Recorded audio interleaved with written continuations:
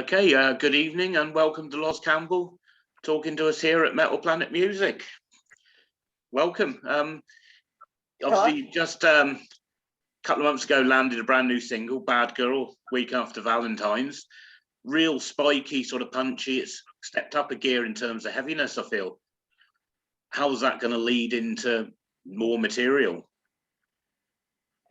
Good question, because I'm just mulling over sort of when we're going to go back into the studio. I wanted to get the last couple of months have been kind of crazy, out on the road, so I wanted to get that out of the way and think about it.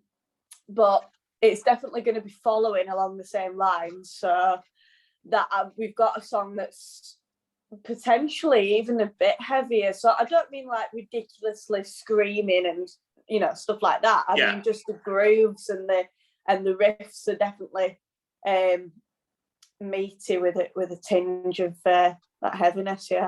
Yeah, because I've heard the news you've got a new guitarist, Alice, joining the ranks alongside Steve and Tom. So is that where you're looking to go to expand the sound? I think mainly that's come from us being in the studio, and obviously I've laid up many guitar parts, and I wanted to put that across live. So I don't think it's going to change from Bad Girl to this new track we're going to do. I nearly let it slip then what it was.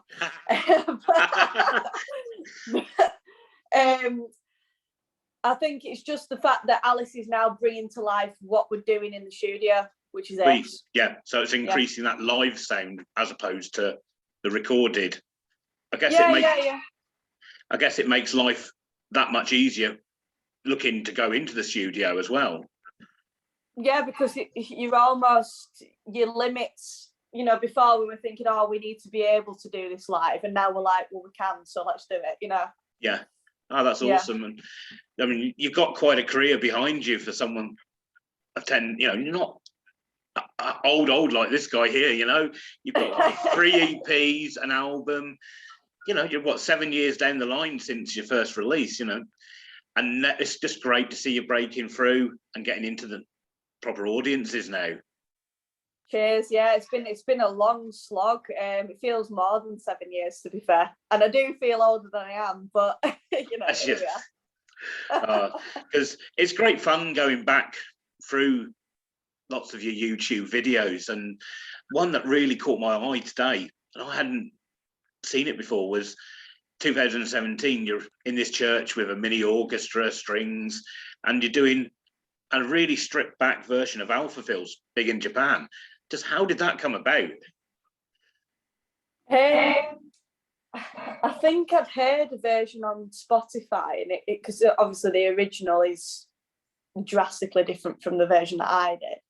And I heard a version that was acoustic, but I am a big fan of string instruments, and I had a couple of contacts, and I wanted to do at least one song with string quartet, and I thought, bingo, this is it.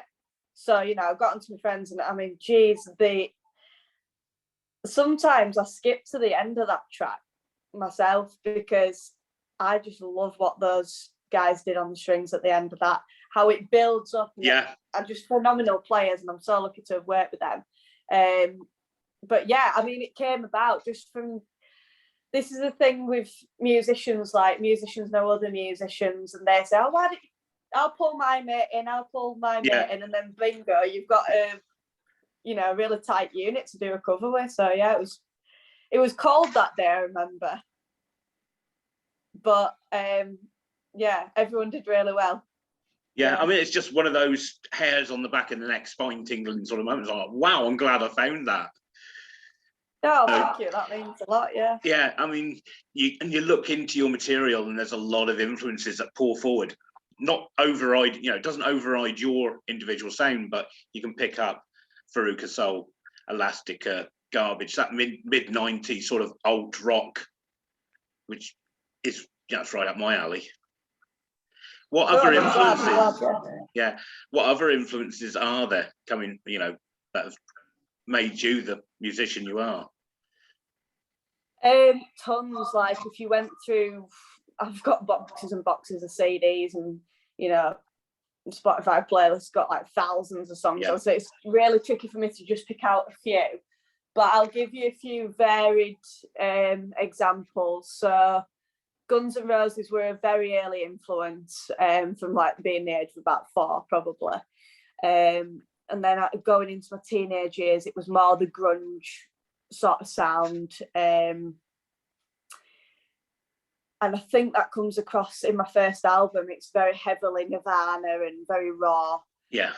But my previous 2 EPs were acoustic. Now that's mainly because I didn't have a band. But also I was listening to people like Damien Rice and Tori Amos. So it was very much started off with a singer-songwriter style, which then grew into grunge band, which has now grown into like hard rock blues sort of style, which is, to be honest, where I always wanted to end up, was that hard rock blues. But I guess when you're 15, you can't play like the big blues boys, so you've got to grow into those shoes.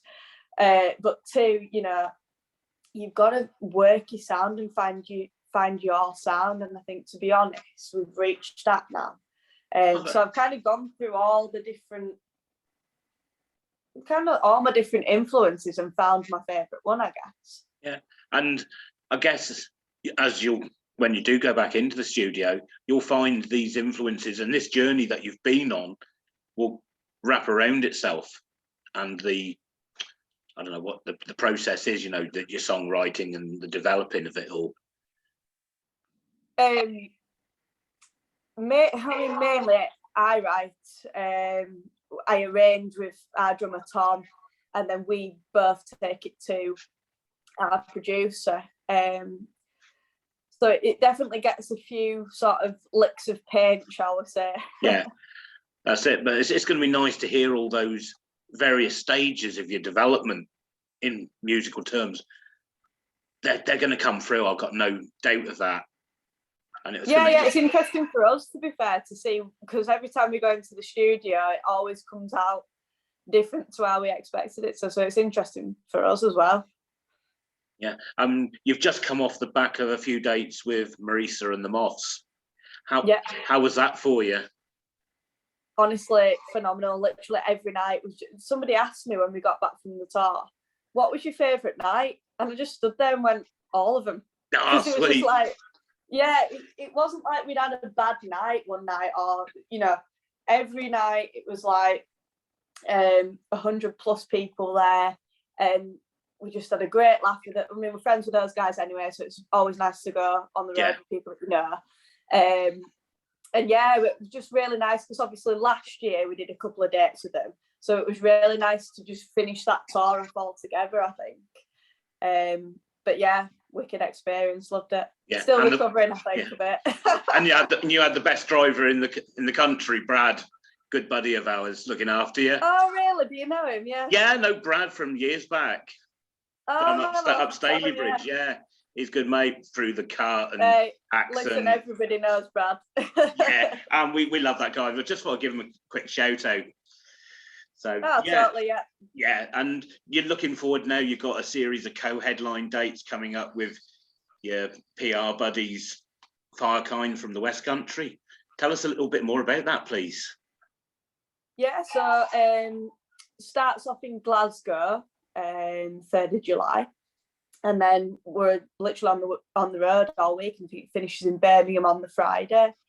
So that's going to be cool. They're very much up my street, because it's very heavily guitar based, you know, like Joe Bonamassa vibes. I get a lot of Joe Bonamassa vibes from Jason's stuff.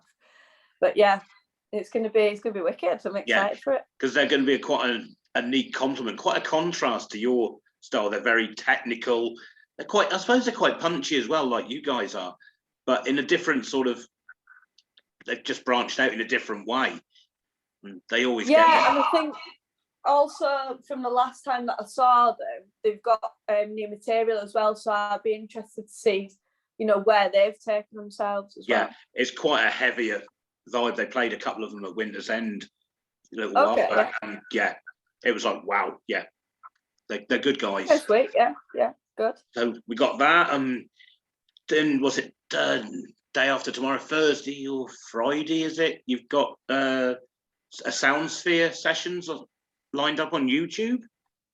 Yeah, Friday, that's coming out Friday at 9 p.m. and I will be hitting the stage actually as soon as that lands. But I recorded that back in March. It's an acoustic version of Bad Girl.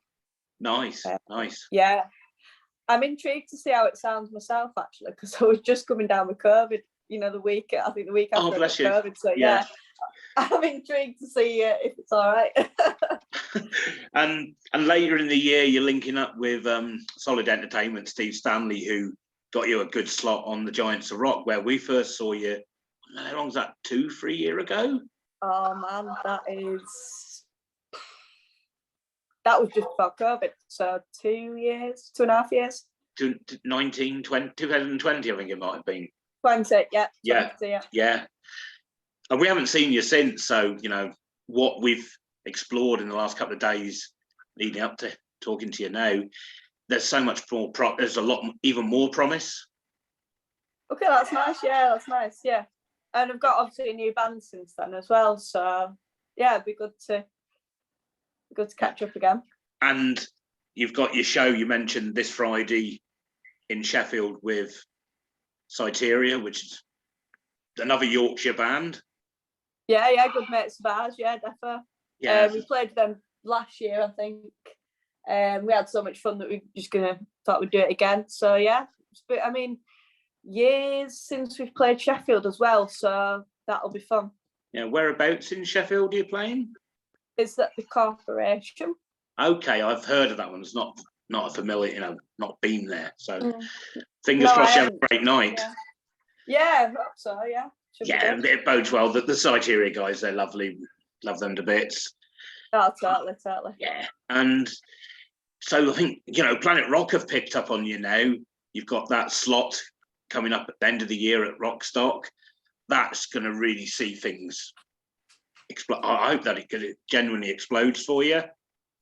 Thank you. Yeah, well, hopefully so. I mean, I was there last year and people kind of elbowing me in the audience saying, "Oh, you need to be on that next year." I was like, we'll see, Yeah.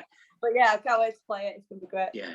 I mean, that's opened the door and that should, lift your profile even more for going into 23. Hopefully so, yeah. Yeah, so you're not going to give us a sneak preview of anything coming up in terms of new material yet? No, I mean, we are playing a couple of new songs at the shows, so maybe if people want a sneak peek, they can come to the shows. But yeah, apart from that, no, my lips are sealed. Oh, bless you. No, that's a good shout, and that's a great way of drawing people in, because I think, playing a brand new track live, that's one of the bravest things a musicians do. It has to do, I think. Yeah, the one thing that, apart from gear faults, it's the one thing that makes me nervous. But it's also a really good way to test the song out, you know what I mean? To see, we've got 2 at the minute and we're seeing which one's the next single, basically. Yeah. So, gauge the audience as your barometer, I guess. Yeah, exactly that. Yeah. Have you got any plans to do any more on stage, sort of spontaneous things like with Verity at Leo's?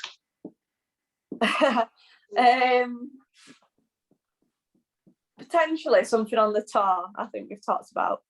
Yeah. But yeah, actually you've just jogged my memory on that one, so I'll have to get on that. But yeah, never say never. I am quite on stage, I am quite spontaneous. Some of the shots you've probably seen flying about, licking guitars and swinging my hair and stuff. I just transform into a different person, do you know what I mean? So anything is possible. Yeah, I mean, we loved that cover version of Volcano Girls that you and Verity done. That was just like, boom. Yeah, and Verity, she's just this huge bundle of energy, and it must have been great to share a stage with her. Yeah, do you know what? I mean, both me and Tom said when we came off, that was so much fun, because when I'm up there and I'm doing my thing, it feels completely different. That was like stepping into a rehearsal room with your mate, and just having a bit of a jam. But then you realise that you've got all these people watching you have that jam, and you're like, oh, damn. And that's great for the guys in the audience. Yeah. Because it's something... Totally. Yeah, sorry, go on. It's something quite unique, you know, it's that moment in time. Probably it doesn't get repeated as a one-off. Yeah, totally. I mean, because it's, you know, some of the stage banter and stuff beforehand, and, you know, it's just special moments in it. But she is the type of person you can just bounce off. Oh, definitely. Yeah, totally. That's cool. Is there anything else you'd like to let us know about what's coming in terms that we might have missed in terms of dates and stuff? Trying to think now. I don't think we've mentioned Wildfire Festival in July. No. That's way up in Scotland, isn't it? Yeah, we've never played Scotland, so we're looking forward to doing that twice in July, actually, because we're doing the Wildfire Fest and then we're doing Glasgow the night after. Oh, sweet. So it ties in really nicely for you. Yeah, totally. And I've been told Glasgow's a pretty wild night, so I'm looking forward to that. Massively. The Glaswegian, the Scottish audience as a whole are great, but there's something really special about Glasgow. Takes me back to when I was a kid and I first picked up a live album by Status Quo, 77 at the Apollo. Venue's long gone, but you can actually hear the whole place is literally bouncing, not just the audience, but the building as well. Yeah, and there's that spirit carries forward. So I really hope you get to experience that from the stage. Yeah, that sounds like it sounds very interesting anyway. Yeah. Whereabouts in Glasgow are you playing? We're playing Mercy Sleazy. Okay, that's a completely new one on me. So been to a few up there, but yeah, the Glasgow audience, they just love their rock. It's as simple as that. So, Loz, thank you ever so much. Beautiful person, beautiful soul. Wish you the very best, and we'll catch you at Cornwall Rocks, if not before. Much appreciated. See you then. Look forward to it. Cheers. Right. Yeah.